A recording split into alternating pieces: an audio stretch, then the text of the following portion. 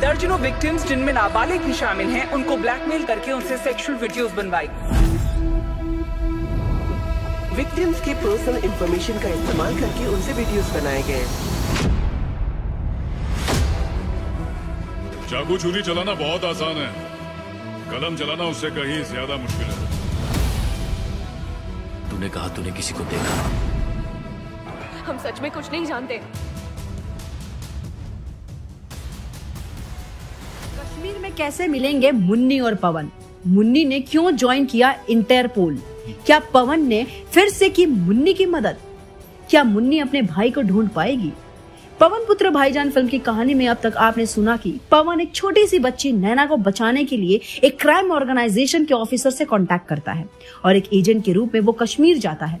दूसरी तरफ मुन्नी जो इंटरपोल के लिए काम करती है, वो भी मिशन के लिए कश्मीर जाती है। मुन्नी यानी शाहिदा चाइल्ड ट्रैफिकिंग को रोकने का काम कर रही है। मुन्नी के इंटरपोल के लिए काम करने के पीछे भी एक वजह है। शाहिदा को इंटरपोल से एक खाली गोदाम के लोकेशन का पता चलता है, जहां से बच्चों को कहीं और भेजा जाएगा। शाहिदा चुपके से गोदाम के अंदर जाती है और दूसरी तरफ से पवन भी इसी गोदाम में आता है। दोनों अलग तरफ से एक एक करके वहां पहरा दे रहे गुंडों को बेहोश करते हैं और दोनों गोदाम के दरवाजे पर एक साथ पहुंचते हैं।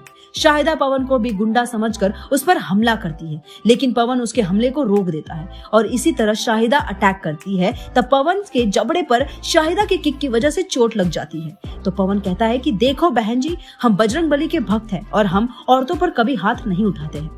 जैसे ही शाहिदा ये आवाज सुनती है तो वो एकदम से रुक जाती है। शाहिदा को पवन की हर बात याद है और फिर अपने आप ही उसके मुंह से पवन मामा ये शब्द निकलता है। पवन भी ये सुनते ही एकदम रुक सा जाता है। यहाँ कश्मीर में उसे मामा कहने वाली तो सिर्फ एक ही हो सकती है, वो है मुन्नी। लेकिन मुन्नी यहाँ इस तरह से मिलेगी ऐसा उसने कभी सोचा नहीं था। पर मामा भांजी का वो इमोशनल मोमेंट टूट जाता है जब और लोगों की आवाज आती है। शाहिदा और पवन दोनों छुप जाते हैं और जैसे ही वो लोग आते हैं उन पर हमला कर देते हैं।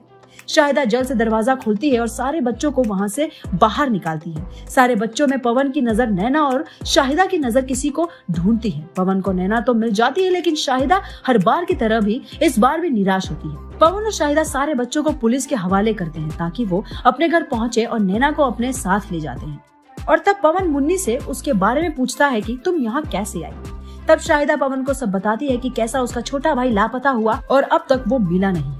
मुन्नी पुलिस स्टेशन के चक्कर लगा कर थक गई थी, लेकिन कुछ पता नहीं चल रहा था। और जब एक दिन उसने पूरे पुलिस स्टेशन में हंगामा कर दिया, तब उसे एक इंटरपोल ऑफिसर ने एक ऑफर दिया कि अगर वो इंटरपोल में शामिल होगी तो चाइल्ड ट्रैफिकर्स को पकड़ने के लिए उसे ट्रेन किया जाएगा और वो पर्सनली अपने भाई को ढूंढ सकती है। लेकिन अभी तक उसके भाई की कोई खबर नहीं मिली। मुन्नी को ऐसे देखकर पवन उसकी मदद करने का वादा करता है और फिर नैना को उसके घर पहुंचाकर मुन्नी और पवन दोनों मिलकर उसके भाई को ढूंढने लगते हैं। उन्होंने बहुत सारे ट्रैफिकर्स को पकड़ा और उनसे पूछताछ की और तब पता चला कि उसके भाई को लापता हुए काफी वक्त हो गया है।